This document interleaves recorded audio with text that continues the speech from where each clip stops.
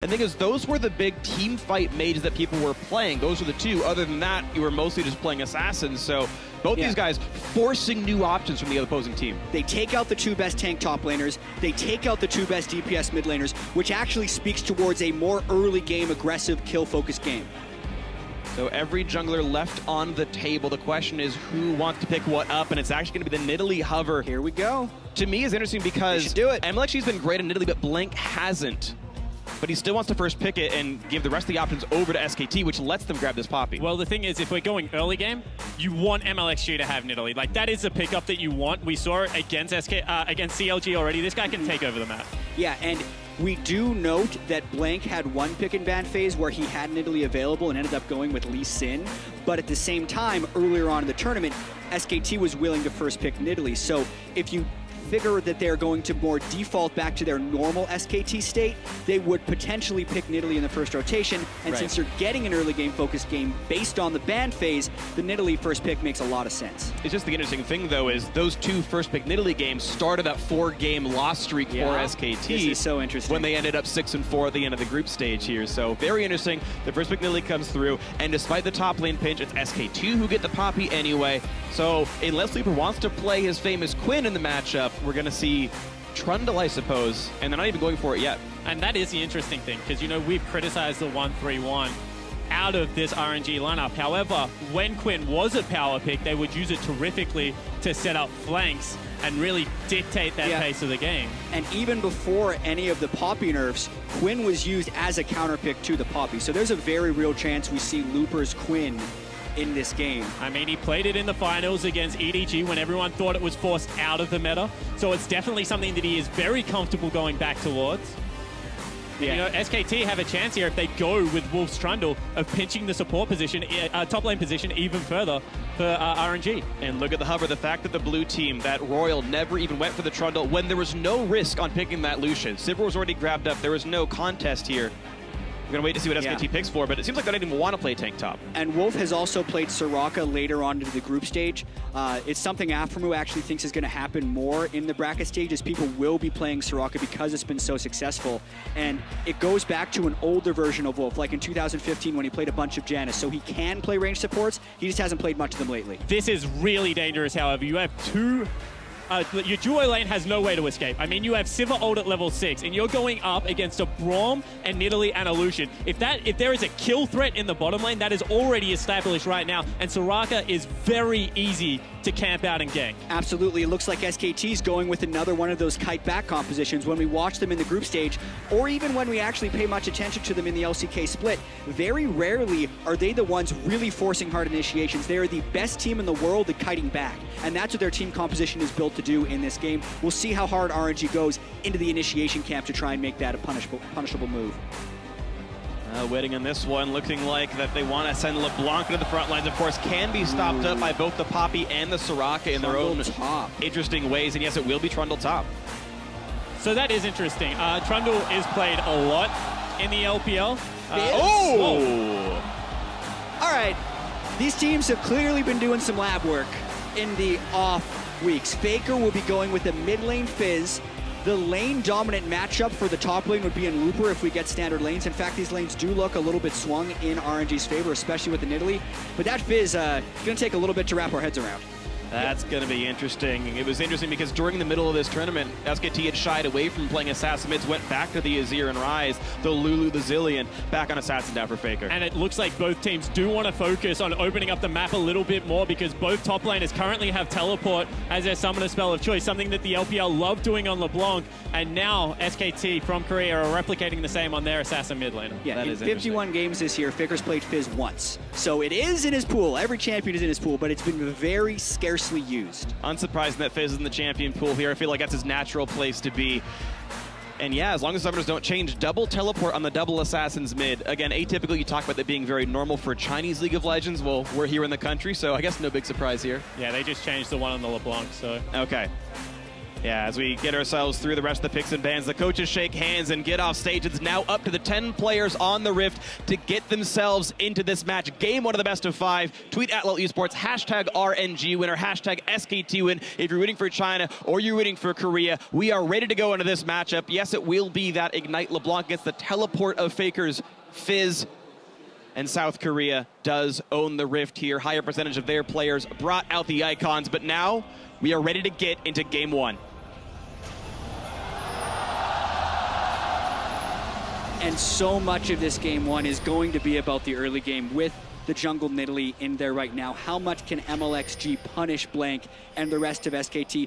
If you think about their solo lanes, they're actually 2 fairly low wave clear early game lanes right here. And what is RNG going to do at level 1? It looks like they're actually trying to push Faker out of vision and sneak in the brush. Ooh, I don't know if they quite got spotted by Faker, but they're hoping they can get some of that going through. But an early trinket ward by Blank spots that MLXG, Mata, and Woosh are heading up. They should have seen that trinket go down, so they know they're spotted.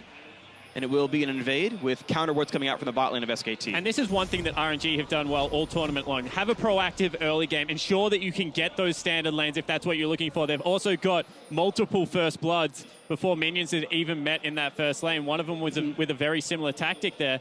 So because they have picked these 3 winning lane matchups and an aggressive jungler, imperative that they're able to get standard lanes right now. Yeah, it's interesting that a lot of times when teams are looking to absolutely lane swap is when they will put those deep wards down, but it's also just to scout early on in the map. So you can still then try and use those wards to scout where the duo lane is. And it looks like R&D is trying a delayed move out of their base so that once they are spotted by the deep wards SKT would have put down, they won't necessarily have time to react. There they were spotted, but SKT is already there, so they're trapped into these standard lanes. Royal making sure no one's sitting in a brush cheekily, and there will be fun in the 2-on-2 lane. But look at this, SKT waiting around a very long time to try to punish the Krug start. And that will still go to Royal Never Give Up's duo lane. They should also get an XP range in time, which leads for a slight advantage to the Chinese duo. And Sivir doesn't get the early push, more importantly. So this means that an earlier level 2 should come through out of RNG. And we also have to keep in mind that SKT was actually playing more towards the lane swap, starting with the double jungle, and Duke had to teleport top lane to match Looper. So already, if they get an early gank on Duke's lane, it would snowball Looper ahead. Great early guessing there by RNG. I guess they did actually see the fact that the Sivir and the Soraka had been the wards that warded that bottom lane and said, well, unless they recall this second, we get to match them up. Well done by RNG, and we get to watch the top lane fight. The teleportless Duke is something that Royal could have tracked. There's a level 2 first as well for the duo lane, so all these advantages are theirs right now. But it can always be turned around later.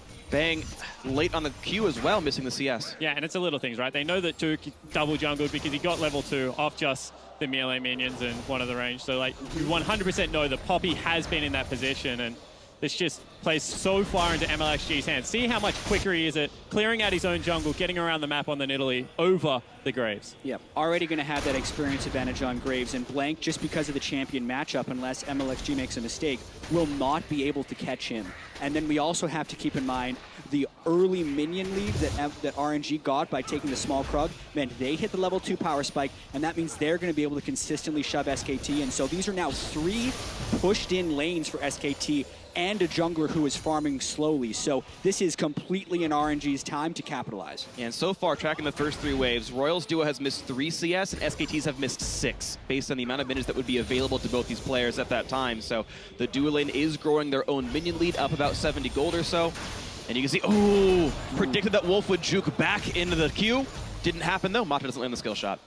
They may have even burned a summoner spell if that ended up landing, because it would have been a stun in pretty good range without minions to hold them back. Either way, they're just going to continue to try and extend this farm advantage, and SKT is going to look to absorb, but it's tricky to do that with this Fizz lane. And this is one of the scary points going in for SKT. They are, in my opinion at least, too often willing to pick a passive bottom lane against a lane that they know wants to go aggressive. And you already heard Deficio speak about it. At one point, you have to either resign to being incredibly passive and just absorbing a CS deficit in a lane, or you have to try and fight fire with fire. And we've seen them do that in both games they played against RNG, but with losing lanes. So this time around, I do expect them to stay at home a little bit more and just play for that late game scaling. Looking at individual performances right now, that we have a 2,500 gold lead for MLXG, as that jungle lead is going quite nicely. You're still seeing these very small advantages in the mid lane and the bot lane. Oh, Faker did not jump in time. He still took the burst. That means he has to recall. Yeah, I mean, Faker has been known as the god of counter matchups. If he has the ability to do a counter pick, he's usually able to do it. But early on, at least in this LeBlanc lane, he hasn't been playing it to its optimization. He's taken too much damage, forcing an early recall and allowing MLXG to get really good wards into Blank's jungle. That could make things very difficult. The top jungle's already cleared anyway, so the rest of Royal can assume that Blink would be bot side until he's spotted on this ward right here, but it's too late. MLXG has already taken the Raptor camp away, and there's still nothing for Blink to kill. As he pink wards to get rid of the ward he saw. Really nice expectation there. And I like the shallow pick ward out of Blank there. He needs to secure his own jungle right now. I mean, it's imperative for Graves to be able to farm up and start getting to the teamfight stages of the game, and he's not going to be able to do that with MLXG in his face all the time. So SKT right now, they're just in consolidation phase. You can see that they've warded up the river, all the entrances. They want to be able to track MLXG and just be able to push out the laning phase. There we go. Bang finally did not have the cooldown up, but guess what? Woosh is gonna get rooted up, so unless Nidalee's coming down, actually it's LeBlanc who is. They flash in for the play. Exhaust is on Woosh, and LeBlanc is almost in range. Faker cannot join. The Q's gonna land. Woosh still dodging forward. Summoner heal burned. 4 summoners down for 3. And Royal down in health. I think Royal actually goes too early on that gank. Xiaohu was never going to be able to make it in time, and SKT get a 3 summoner for 4 summoner trade. Yes, they're going to be going back to base, but because RNG used their flashes as well, they will have to recall after too. But be careful, this is going to be dangerous for Looper, who pushes up, but Blank is right there next to Duke, trading blows back and forth. Looper getting a bit injured. He burned his ult to get some health back, and yeah, he's a big trundle. He'd shopped. See, he just teleport back into lane, and he's got Cull Corruption Potion, so he might not even be forced back to base off that one. I do not think that was a good gank by Blank. And this is something that EDG actually did against RNG in the final. You know, they recognized that they wanted to go into passive lanes. So EDG bought double Cull and just said, we're willing to scale with you. One of them was on their Trundle top lane. So I think that this is actually quite smart out of Looper. He understands he has a winning lane matchup already. Let's just continue to scale up. Use that Cull. It's good sustain in lane as well for the Trundle. It is, yeah. He's going to get plenty of health back in this one. Xiaohu clearing away minions, getting hit up by Faker, but nice chain's going to land inside a minion wave. Couple hundred damage dealt, but Faker's still going to be okay, and he will be able to match the minion lead, partially thanks to Xiaohu's earlier roam that amounted to nothing. And we actually have an equal gold game right now. Yeah. Good catch up by SKT. I really do feel like that is heavily credited to SKT. The fact that Faker is still even in CS after having to do the early recall against Xiaohu, and the fact that all their lanes are actually holding even is very good. They might burn a flash here with this gank. And they did. Nicely played by Duke. He juked back. He goes back in a trundle slow, gets a bunch more damage dealt to him, so he flashed to get away, but now we get Wolf running down for the deep wards. We had MLXG do that not long ago, but those wards have all timed out, and now Wolf controlling the southern jungle here, and he can track all of MLXG's moves. After seeing him topside, he knows he can't get stopped while doing this. Walks by a pink ward and feels safe enough to push it. As Blank is not far behind, Wolf does have backup, but he can't finish it. Now that the Sivir lane has BF sword as well, it's actually very difficult for RNG to punish, especially once they hit level 6. It makes them incredibly hard to gank unless you're sending about 4 people at them, because they can run away with Sivir ultimate as well as the Soraka ultimate for sustain. And this is kind of what RNG's worry was, right? If we go early game, have SKT short up enough of their weakness to just put on the brakes, you know, take it easy, just play a very slow tempo, even-paced early game and scale up with picks like Sivir. And they've definitely proven that they're not going to go aggressive at all in this early phase. Yeah, and I think the interesting thing about this, though, is that when you do look at the teamfight phase, it's arguable who's going to have the better teamfight composition, but MLXG still trying to push the tempo, knowing Duke's teleport and flash are down. They're going to be trying to deny him off the minion waves. He's going to do so. It's already a 21 minion lead, but MLXG running topside after realizing, or kind of when he realized that Faker was being donated a blue buff. Right now, though, Xiaohu doesn't quite spot Faker. I believe now he does, and there's going to be no real turnaround, but Duke did still lose some minions. You can see a 500 gold lead now for Royal, at least temporarily, largely from the top lane of the jungle matchup. Attempted push again on the bot side. They know the junglers aren't around, so it's the 2-on-2 damage. Wolf healing up Bang and staying alive in this one. Ulti's burned though. Sivir and Lucian both popped theirs, and Bang has had great reflexes, constantly spell shooting whenever it's up for cooldown. And once again, the further you can nullify this lane, ensure that you're going equal on the Sivir, make them play against the minion wave, the more I think it just suits SKT's style of play right now.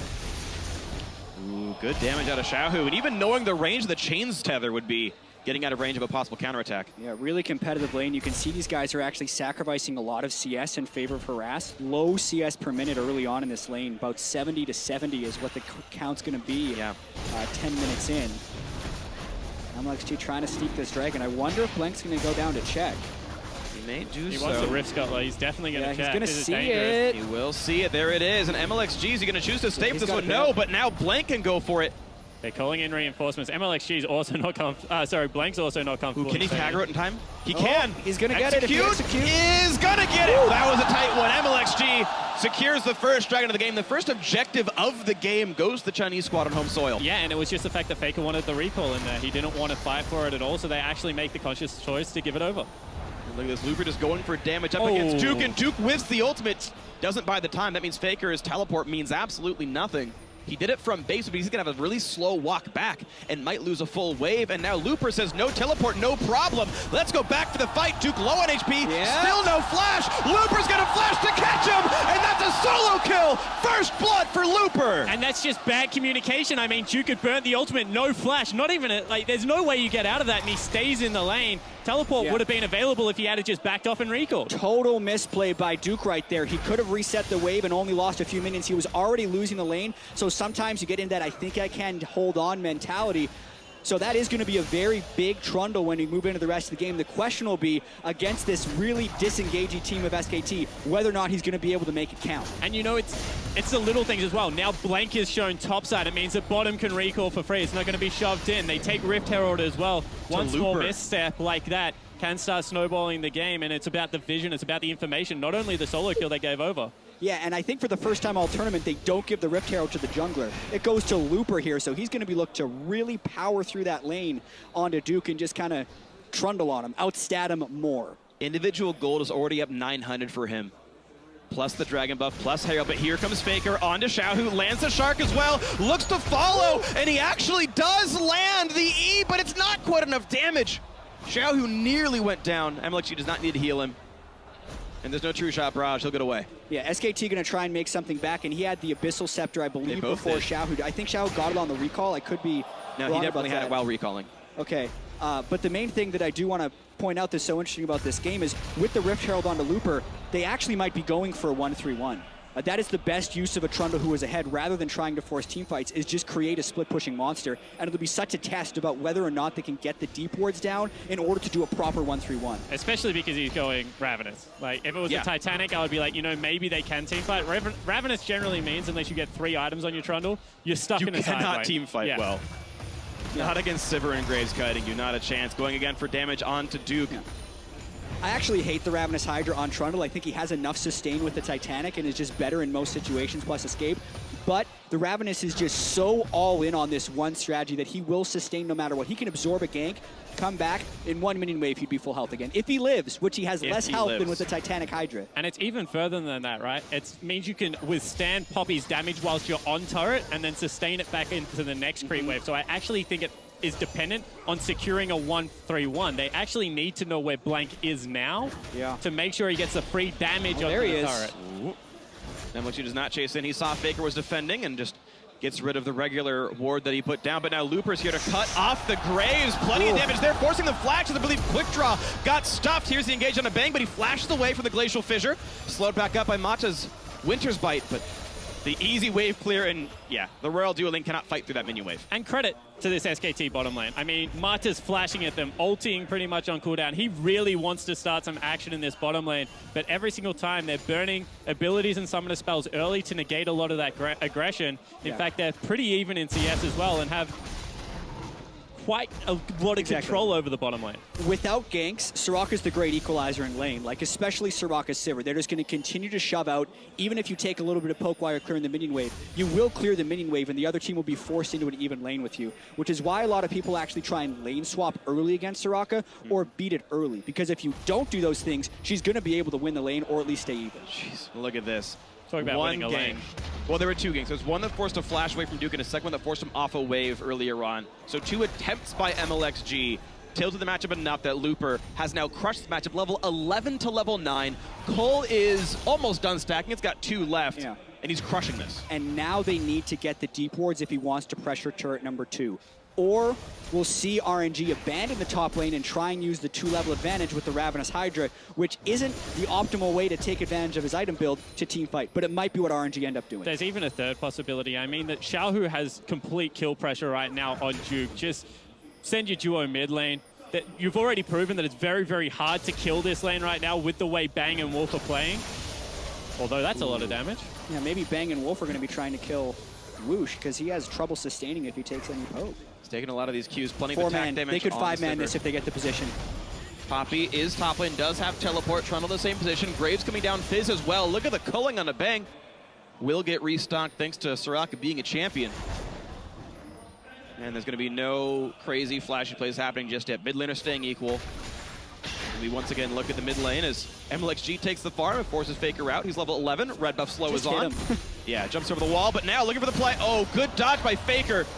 Gets away from the chains. That could have been a flash force if it landed. Absolutely, he'd already used the Playful Trickster. That's actually my favorite, most annoying Nidalee gank. You walk into the lane with red buff and auto attack. And it's so effective because you have to use an escape spell against it. And look, even though the gank in the bottom lane wasn't successful, what it does, draws Faker down there, draws Blank down there. All of a sudden, Looper gains control of top side of jungle. He's able to dictate exactly where Duke can go. Ooh. And I gotta say, I really love what Royal did in pick and ban. I'll talk about it in a second as the fish comes into Xiaohu. Knocked in the air, good damage from Faker. Bangs ulti, Blanks does, and that's a kill for Faker in the mid lane. But here comes MLXG. A wish and a hop to get away, but a flash pillar from Looper is gonna take him down. Looper holds all the kills of Royal. And even though it's a 1-for-1, once again, Duke just burned a teleport to try and get into a gank he had no right of even looking at.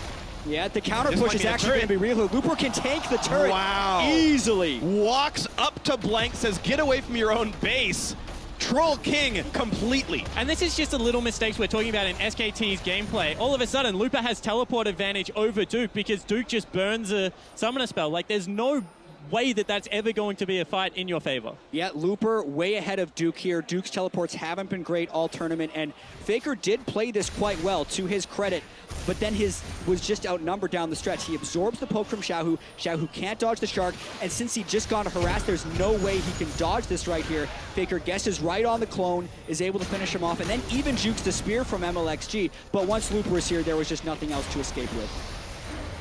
Ultimate takes him down. Why start that teleport? They're going to lose that trade regardless, and now they can't match teleport. Looper has the teleport advantage, and these are SKT's early game fears fully realized. This is 4,000 gold 17 minutes in.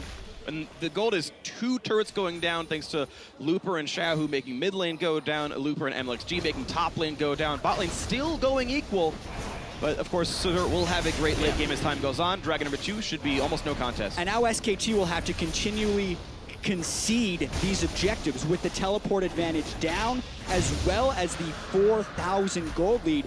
This is disaster time for SKT right now. Especially because RNG's game plan relies on just keeping Trundle in a side lane, either top if you want to stack dragons, or bottom if you want to open up the Baron area. With 30 CS, 2,000 gold, there's no way Duke can stay with it. And I want to finish complimenting Royal's champ select plan.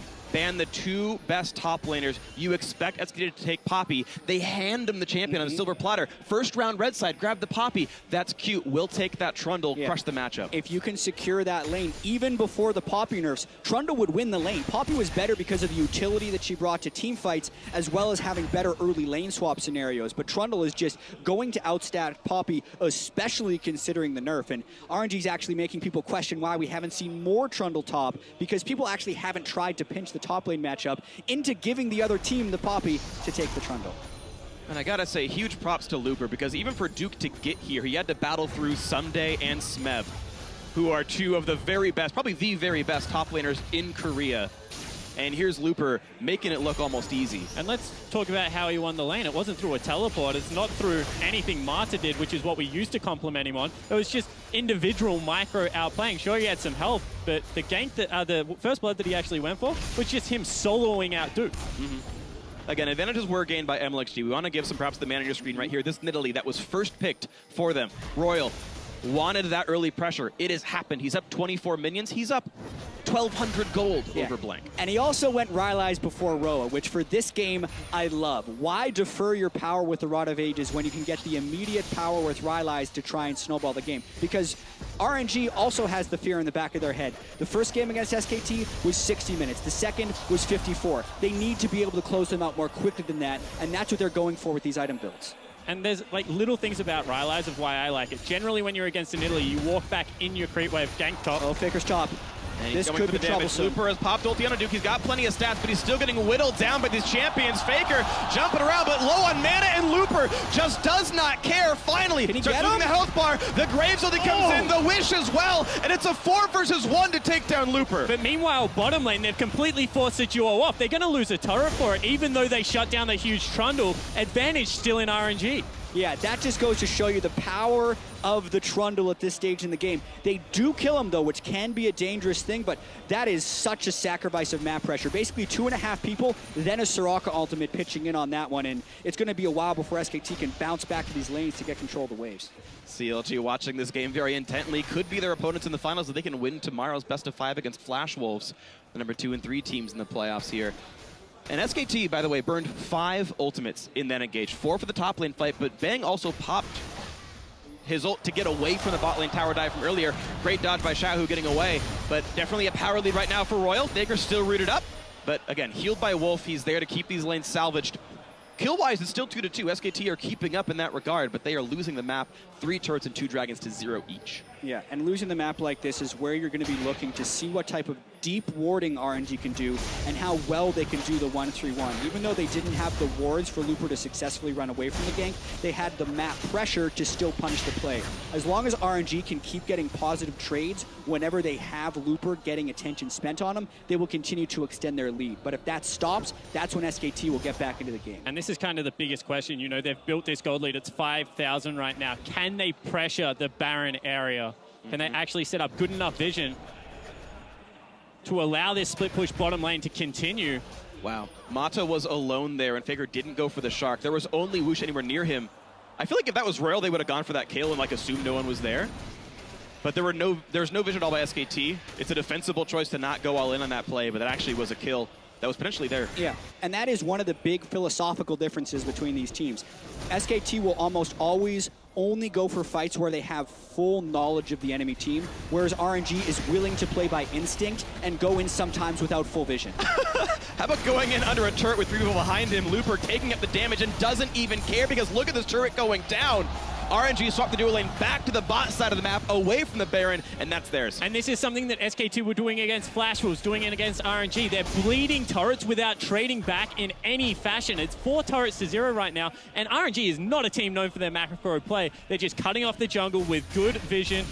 Because they're stronger, there's no way that SKT can cheat through. And they're respecting them arguably too much, as you were saying, Freak. The rule for RNG is if you can't see a player, they're not there. The rule is for SKT, if you can't see them, they could be there. And it's just showing in the gameplay. And now anyone who's there from RNG is going to be more powerful. We were talking about Looper winning his matchup. Okay, good for him. And MLXG out farming. But because of this 4-turret advantage, every single member of RNG has more gold than their opposite member on SKT. Yeah, and from minute 1, RNG had the pressure in the lanes. That's why SKT has not fallen a single turret. They're trying to group up. Like, the idea with this Soraka Sivir thing is you sit outside the turret, you shove down the minion wave, you absorb the poke, and you out-trade while the other team tries to initiate on you. Or Faker goes in and makes a play. They go in on MLXG. The wards were there. Nice in an SKT, but Shahu turning it back around, picks off Wolf. Jungler for support. Now Faker's got a kite around, and here's Duke's Another teleport. terrible teleport. Again, canceled. Duke, I haven't even shown up to a lane yet with this. We talked about the disengage you can play with Soraka, but once Soraka's down, you have to just abandon ship. You no longer play that game. So the instant Duke started channeling that teleport, we knew it was a mistake because Wolf was already down. And once again, this is just little things in SKT's game plan that you don't expect to see. And Looper's found Duke again.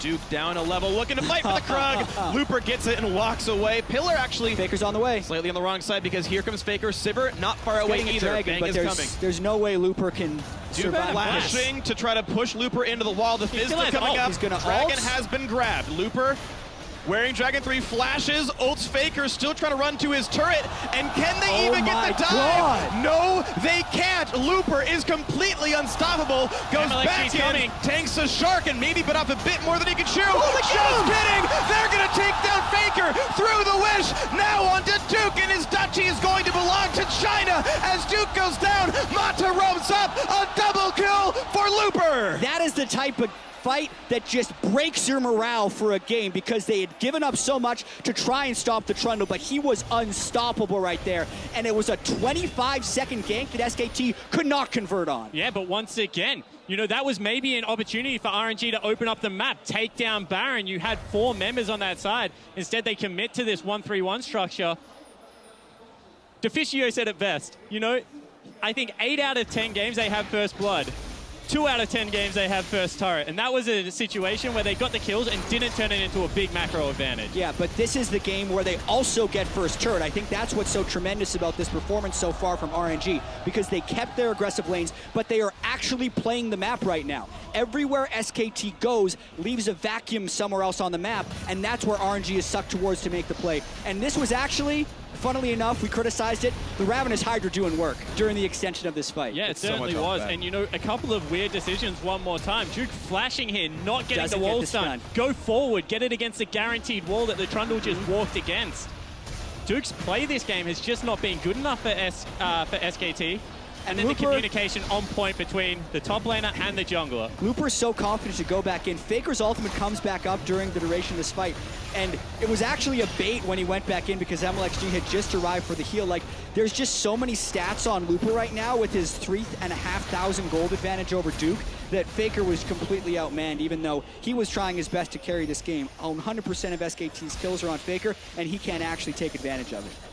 And this is why they seem to go away from playing Assassin mid lane, as they know Faker can get a lead. But this tournament has proved that that is not enough when he's on an Assassin pick. I think they wanted to go early with them, try and drag them around the map, and maybe a little bit surprised with how RNG are playing this 1-3-1. And this is actually why when we were trying to theorize the pick and ban phase, we thought that if Azir and Ryze weren't going to be in Faker's pool, he would go to a Lulu or a Zillion and play more of a control-focused game because, believe it or not, this year for SKT, that's been their most successful strategy in the LCK and even here at MSI. But they go back to the Assassins once again. It doesn't appear to be working. If they do end up losing this game, as it appears they will with the way RNG is trying to pressure in all lanes, I wonder if they stick with that strategy. It's the beauty of a best of 5. You've got a lot of games to figure out what's going on, and typically the best team's the one that immediately reverse course after game 1. They don't say, we played it bad, play the same champ select. I've seen that sometimes. It's never pretty. And this time around, SKT might actually change things up if they can't turn something around here. I'm also getting ahead of myself a little bit. This is still SKT with the Sivir. They know how to stall, and we're only 27 minutes in. Thankfully for RNG, they've got the Braum to kink things up, and now he's got to run away. Suddenly, they disengage. Working out for SKT. Faker's in, he picks up Mata. There's a teleport in for Duke. This could be that turnaround fight. They're looking for Looper. That Trundle is tanky, but he will be going down. A 2-0. SKT do find the comeback team fight. Xiaohu has to run. The wave is cleared. Yeah, and once again, this is the first time that we see them go into 1-3-1, double teleport into the mid lane, and over-aggression out of Mata costs them. Yeah, beautiful collapse by SKT right there. Never count them out of a game. Every game they played against RNG this tournament, RNG's had gold leads for pretty much all of it.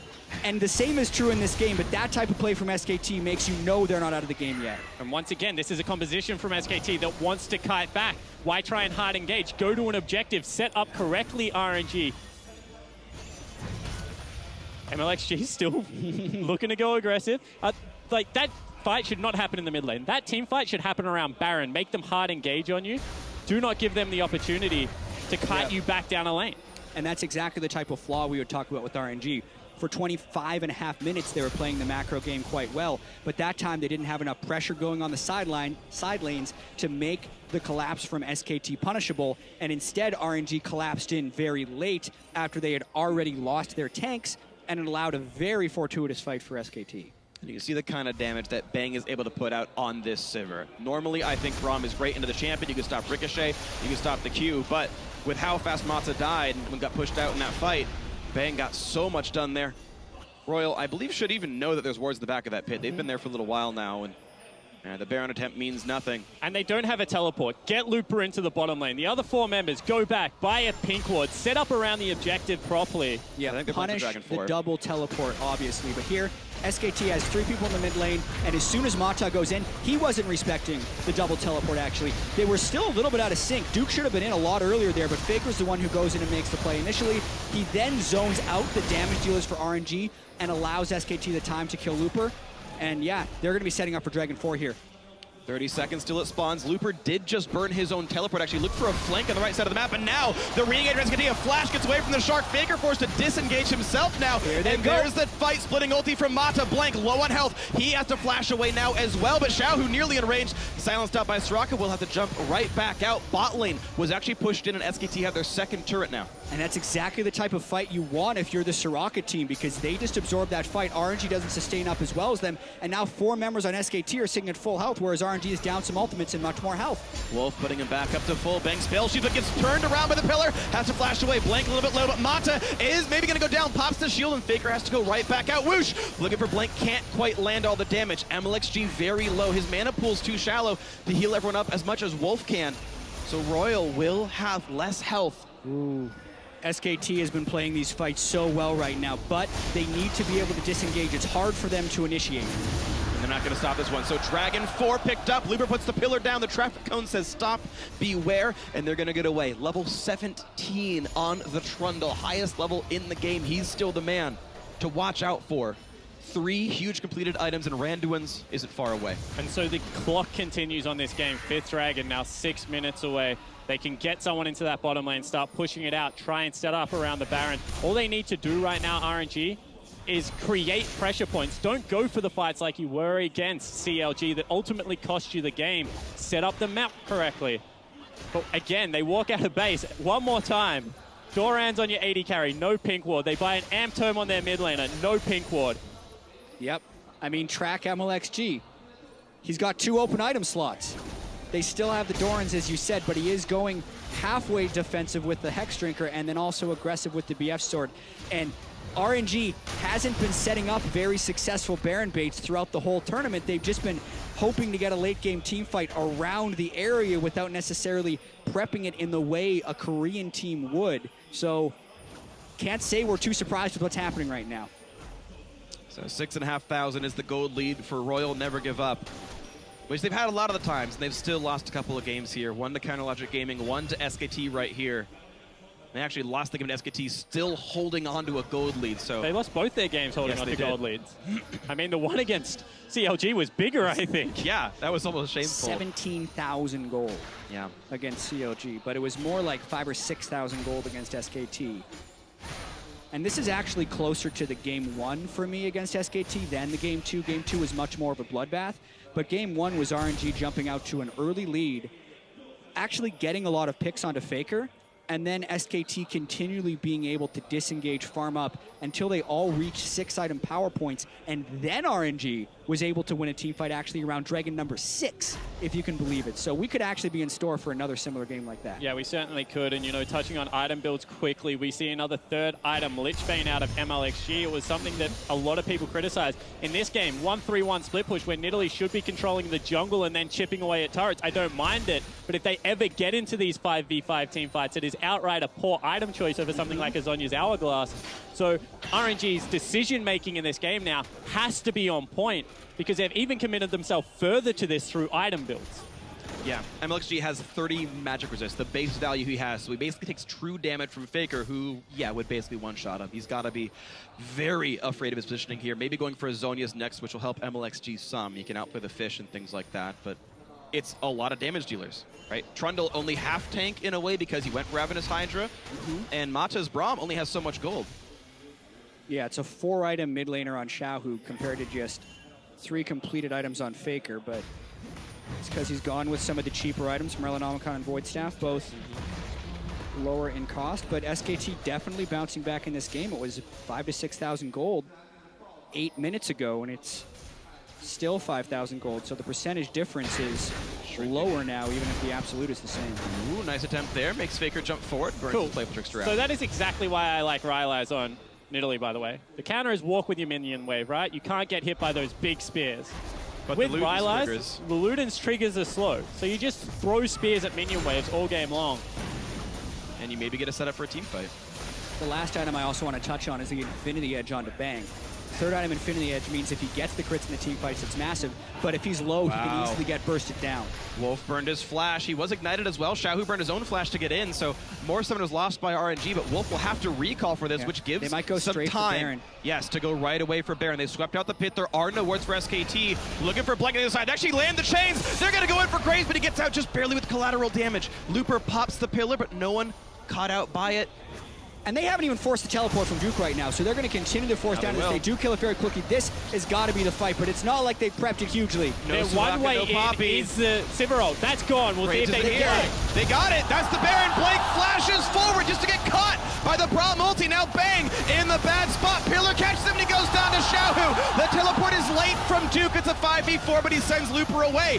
4v4 for a time. Now Duke taking plenty of damage, stunned up. They get Wolf. But Wolf goes down. Xiaohu on a killing spree, and the chase in for Duke. A nice slow. A flash away from MLXG. Faker wants the kill. He gets it. And now can he get any more? Pops the Zonius. Now can he get over the wall? The answer is yes, because Woosh gave him the opportunity, but Flash the chase does pick up the kill. 8-6 and 4v1, 2 on the map. Yeah, and Force still have Baron buff. It's a Trundle, very fed LeBlanc, as well as Illusion. They just might push down. There's 50 seconds on the mid lane. I think Duke's teleport into that fight was late, and RNG just punched him right in the mouth as they're trying to dilly-dally around the Baron pit. They go for it. They get the fight afterwards. Blake went in for steal. They got Blake rooted. Blake's gonna go down. His health bar is just that. Whoosh has gotten another kill for himself. 9-6 now on the scoreboard. Revives coming in 4 seconds. The bot lane will be back for SKT. So Royal's out, but they've gotten a ton. Yeah, power of Sivir there, respecting it. She has a wave clear, even against Baroned up minions, because she's gone the Infinity Edge. What a turnaround, however, from RNG. They finally commit to the Baron. And that's why having something like a Trundle or a Maokai is so good for this team, because it can just tank it up. And once again, no Sivir ult means there's no way in. Yeah, and also only one blue trinket on SKT, which was on cooldown, so they couldn't actually scout the Baron pit very well. Once again, Duke's teleport really late. Bang is already down, and then he just knocks Looper away, which when the fight is over, stops their chase very slightly. Wolf is also positioned very far forward because they were doing a slow tunnel into the pit. All in all, RNG did prep this quite well, but SKT needed to teleport in a lot sooner. And this will be 5th Dragon they're going to be able to pick up as well. 5th Dragon overlapping with Baron. You can see Whoosh. Yeah, a bit too far to the right. You could have saved his flash by not giving Faker a Q target. Ultimately, not a huge deal. And look, it's RNG incredibly far ahead in their home country. And Sivir is great in front to back comps. When both teams line up, tanks in front, damage dealers behind, because when she hits the tanks, she's hitting the damage dealers. Lucian is horrible in front to back comps, because all you can do is put all of your damage into the big meat shield in the front. That should be Duke, but because he's always late to these team fights, it never sets up that way. Absolutely. And now we're in the situation where the pushing begins. Baron on for a little bit longer Baron here. And 5th Dragon. Yes, Dragon ultimate 5 buffs. Evaporates towers. There's one reduced to rubble into a gaseous form, if you want to take the literal meaning of evaporates here. And now pushing forward. That's going to be a dead inhibitor number 2. 11,000 Goldly looking for the death knell right now. Baron timing out, Dragon still on. And look at the confidence, walking minions into the base. Now we'll go bottom lane. We're going to clean this one up. This is not what they did against CLG. They disrespected CLG, lost the game with good reason, because CLG turned that one on a dime, but they're making sure they're not making the same mistakes against SKT. We asked if they could do it. They definitely can. Basically, SKT is going to need an assassination onto either Woosh or Xiaohu, in my opinion, to stop this one, or Bang is just going to have to be able to free hit everyone. They're walking straight into this one, and they need to wait for the waves of super minions to hit. But Looper's actually flanked around the back, the one-man army. And he bought so much time. That's the turret going down. The final inhibitor will drop as well. Under 40 minutes. Royal looking to close it out. A nice stop. Xiaohu can't quick it in thanks to Duke's play. And one more time, no Bang ult means the assassination is now much harder. And here's maybe the final push on to the Nexus turrets themselves. One's gone down. Faker in the back line looks for Mata. He'll get the kill. Pops the Zonius. Looper low as well. SKT trying to climb back in, and they will get that second kill. 2 down for Royal, and they will have to give up this push for now.